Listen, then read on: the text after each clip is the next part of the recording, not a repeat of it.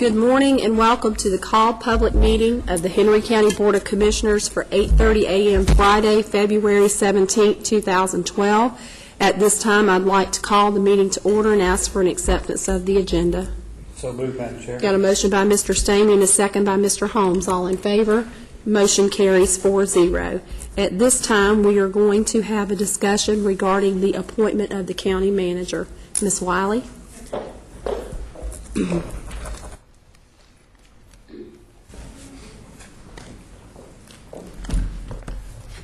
Good morning, Madam Chairman, members of the board. Unlike most of our job description in the county manager position is codified in our book of ordinances. And amongst the requirements listed for that position is the eligibility requirements concerning a former commissioner serving in the capacity as county manager within a year of the expiration of that term of office. And as we know, early this week, former Commissioner District 2, Aletta, resigned the seat and vacated that seat. And subsequent to that resignation and the vacancy of that seat, he was appointed to county manager on Wednesday afternoon. The term that he actually would have served out would have expired on December 31st, 2012. The ordinance provision, which requires that the expiration of the county commissioner term has to be within 1 year before he can be appointed to county manager. There's a question and clarification on whether that actually applies to him because he did not serve out the expiration of his term. We did speak with the Attorney General yesterday, and we looked at the best way to give effect to the board's appointment on Wednesday afternoon. And with that, as with any of our ordinances and any of the ordinances that you all have passed, you all have the ability to amend your ordinance and make amendments. You do that on a routine basis with respect to many things, whether it's a local act or whether or not it's an ordinance that does not require amendments by way of the local act process. So, and it's my understanding that with respect to this particular ordinance provision concerning the county manager, that in prior years there was a residency requirement in the same ordinance that required the county manager to live in Henry County, and a person was appointed to that position who lived outside the county. The board then subsequently amended that particular provision in order to give effect to its decision to appoint what they felt was the best person suited for that position. So 1992, I think, somewhere around in 92. Prior to 92, yes, ma'am. And so the same premise will hold true in this situation. What will be required, as with any ordinance amendment, would be that the board would, a notice would run for 3 weeks in the newspaper, and the ordinance would then be amended. We will have 2 readings before you all within that 3-week period, and the actual removing of that position will be amended, and that will give effect to the board's appointment. And I will say that I know there's a tendency for some to play gotcha with respect to actions taken by the board, but in this particular instance, this was an oversight on my part, not the board's. And so what I'm asking you all today is, in order to remedy this situation, which there has not been at this point any official action taken based upon Wednesday's appointment, there have not been any contracts signed, official actions taken in the name of the county manager. What the board can do, and what I'm recommending that the board do, is to appoint Mr. Aletta in a different capacity, deputy county manager, because the ordinance also says that you all have the ability, when there is a vacancy in that county manager position, you all have the ability to appoint someone to temporarily fill the position until a permanent placement is made. So during this 3-week interim period, while we are amending the ordinance, that temporary position can be filled, and by March 6th, the permanent appointment can be made. And I'll be happy to entertain any questions any board member may have. Mr. Bowman? Back to the 1992 issue, was that at that time was the board appointing someone that, as a county manager, didn't live in the county? Wasn't that something? It was prior to 92, and I don't know the precise date. I'm sorry. The county historian commissioner may probably tell you what happened here. No, I'm not the historian by any stretch. No, I'm just kidding. Yeah. But in 1992, you have to remember that Henry County had its first elected chairman, which was Bill Gardner at the time. Aubrey Harvey is the subject that we're talking about because Aubrey lived in Newton County. And prior to that time, there was a provision that said that I believe I'm right about that the county manager had to live here. There was a residency requirement. They removed that, and that allowed Mr. Harvey to be the county manager. And that came as the county manager under the first elected chairman, which was Mr. Gardner, that came in 1992. Okay. And if it was a local act at that time, the same process would have required, because amendments to the local acts that are enacted by the Board of Commissioners through the General Assembly, they follow the same process. You publish notice in the paper for 3 consecutive weeks of the amendment. It's read twice at 2 consecutive Board of Commissioner meetings, and the amendment is then made at that time. So the good news is that this is not an incurable matter.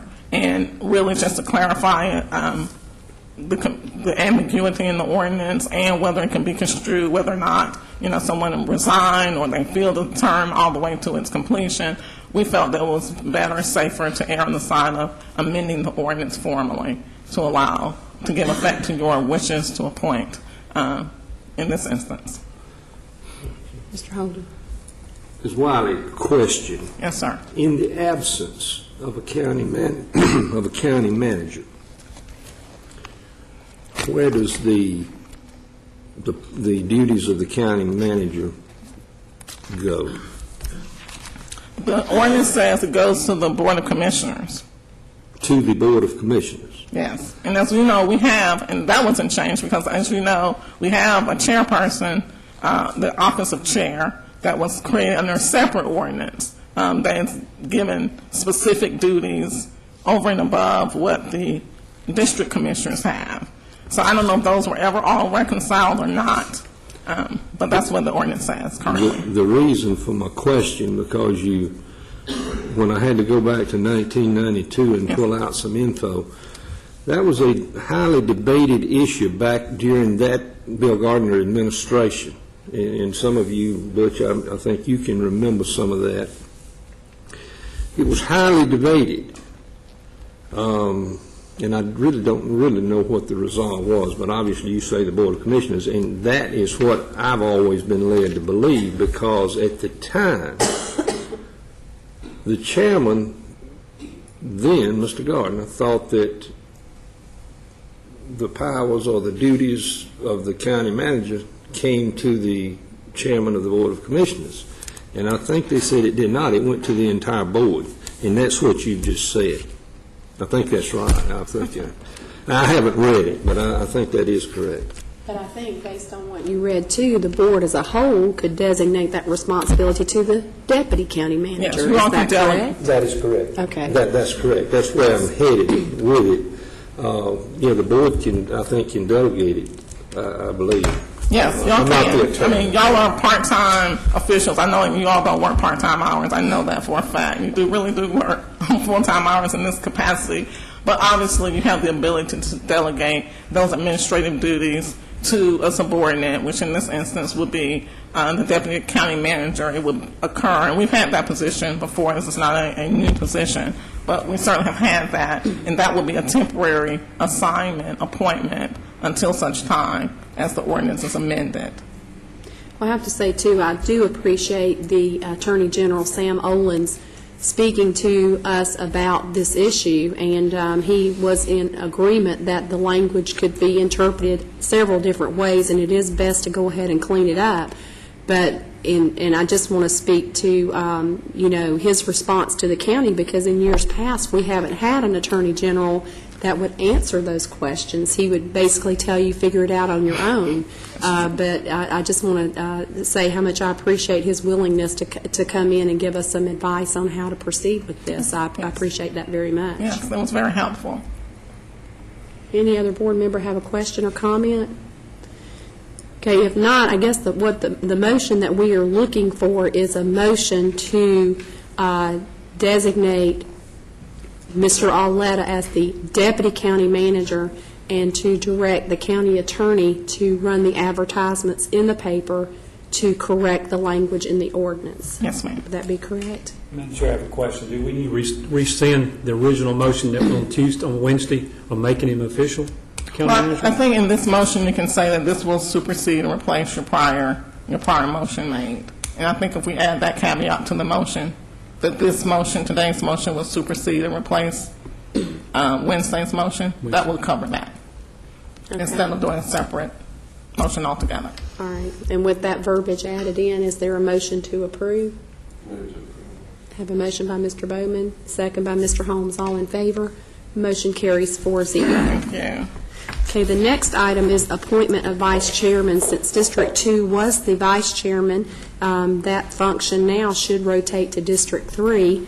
And if y'all are all on good terms with Commissioner Stamey, I'd entertain a motion to appoint him to the vice chairman position for the remainder of the year. Do we have to? Yeah, I think you got to. I move to approve. Motion by Mr. Holder and a second by Mr. Bowman. All in favor? Motion carries. I'm going to raise my hand on that one, 4-0. All right, now, at this time, we are moving on to the appointment of the District 2 Commissioner. Ms. Wiley? Members of the board, there is a local act concerning the county commission composition. And within that local act, it discusses what occurs when a vacancy in one of the district commissioner seats occurs and there is less than 360 days remaining in that particular person's term. And what the ordinance says in that instance is that you all have the ability to appoint, you shall appoint a person to fill that vacancy. And so given the events that occurred earlier this week with the District 2 Commission resignation and the vacancy of that seat, the term expiring within less than 360 days, you all are now required to appoint a person to fill that term. That person, and let me step back, I misspoke. The person who will be accepting the appointment and appointed to that position will serve until the certified results of the election in November come in. We changed that. It had previously provided that the appointed person would serve until January 1 of the term, but we changed that because a person who is appointed obviously is not a person who has been elected by the voters. And so this board made a decision that if a vacancy occurred, you all would want to give effect to the voters' wishes as early as practical. So in order to do that, the person will serve, appointed person will serve until the certified results are come in for the November election. Okay, we may need to look at that, and the reason I say is because I think the intent of amending that the last time, this term actually ends 12/31 of 12. If the newly elected person comes in, they will serve 4 years and a month and a half. And I don't think that was the intent. I think the intent was if you had someone come in and there was less, more than 2 years left on the term, that they could finish out the complete term. So we need to look at the language on that and make sure, because you don't want someone coming in and serving 4 years, 1.5 months. So we may need to look at amending that so it allows the individual, if there's less than a year, to go ahead and finish the term, and if a new term is starting, then that person will begin on January 1. Okay. And You're referring to after the primary election would be in November, that person for the new elected District 2 Commissioner would be at that point. So he wouldn't be sworn in immediately. He would still wait to January 1st, 2013? No, the ordinance, you all, yes, you all, if you recall, we've been down this road with District 2, but when Commissioner Arletta was elected in the election to fill the unexpired term of former Commissioner Jeffries, this was when the issue was brought to the attention that you had an appointed person who was serving out the remainder of that term, the last 2 months of that term, 2 or 3 months of that term, and you had a person who had been elected to that position who could not take office at that time. And so in order to cure that discrepancy, the ordinance was amended. Yeah, it actually read that the person that was elected to fill the unexpired term would take office on January 1. Correct. But in this case, we have a little different scenario because we're in the last year of the term. So you wouldn't want a newly elected person serving 4 years plus 1.5 months. Okay. Well, but I wouldn't think. Well, currently, that's the way it was worded and read, Madam Chairman. I mean, certainly we can go back and revisit that to change that, depending on the timing of it. And probably it's too late to change it in this legislative session. Well, we have time. I think they're on day 20, but okay. crossover does not apply to local legislation. Okay. So if we have time, we can get that up to them. Maybe we can have something on Tuesday to discuss and send that up and get that. And that's just another example of how things read, and you don't realize there's a problem until a situation arises, and it sort of comes to the surface. And, of course, we've noticed that a lot with the ULDC as well. So. Yes, ma'am. Yes, ma'am. Okay. Madam Chair. Yes, Mr. Holden. One other thing, and I direct to Ms. Wiley, and that is, in the language of the law, it says that this board shall.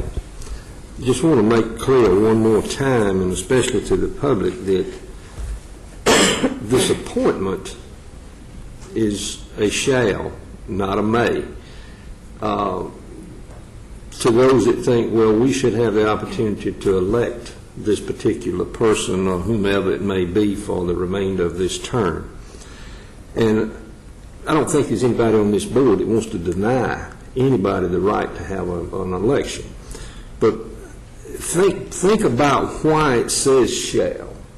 If we were not in an election cycle, think about what it could cost the taxpayers to hold a special election for an 8-month position.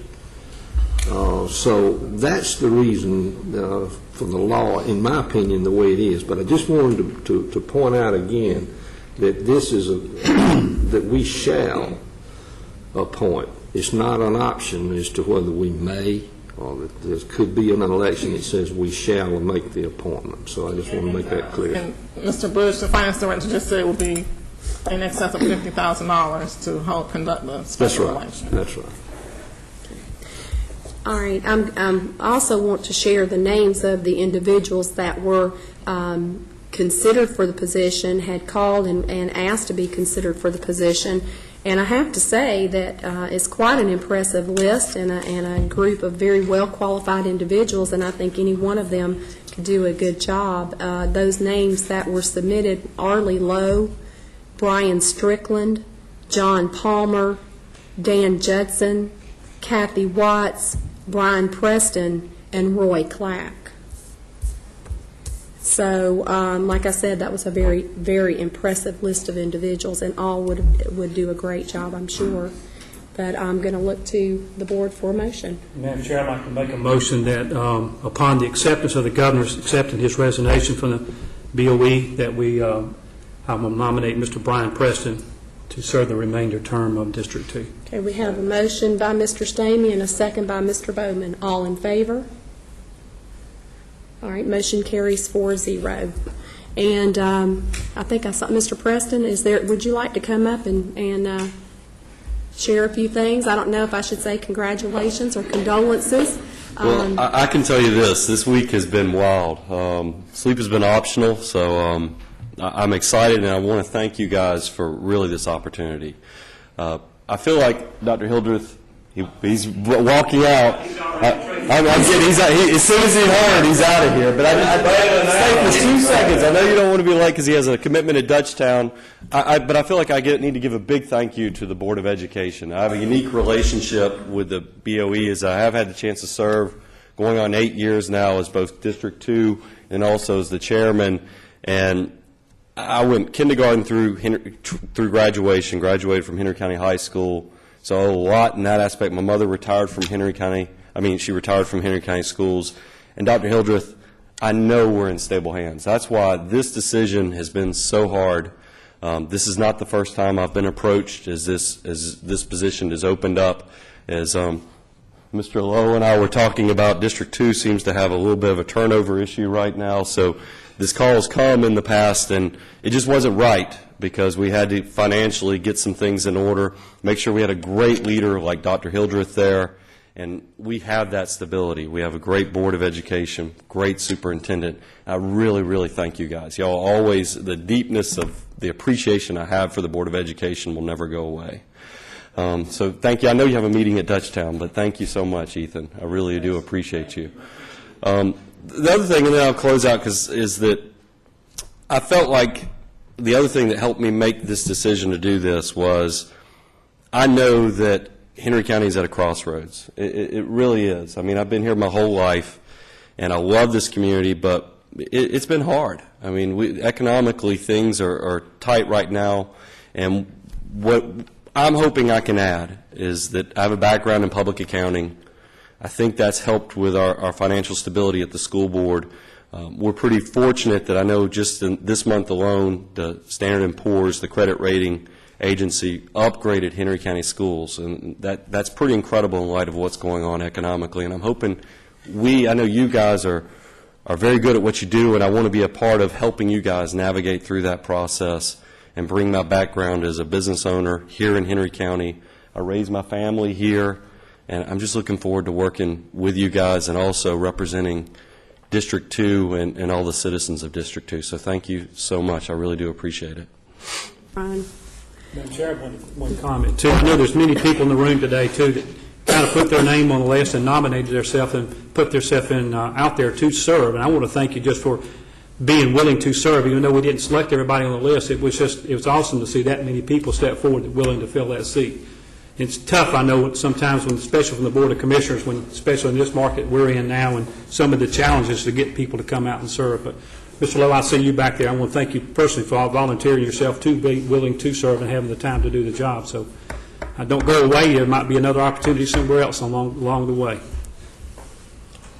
Well, if there's no further business to come before the board, I will entertain a motion to adjourn. Motion by Mr. Holmes. I'll second. Second by Mr. Bowman. All in favor? Motion carries 4-0. We stand adjourned.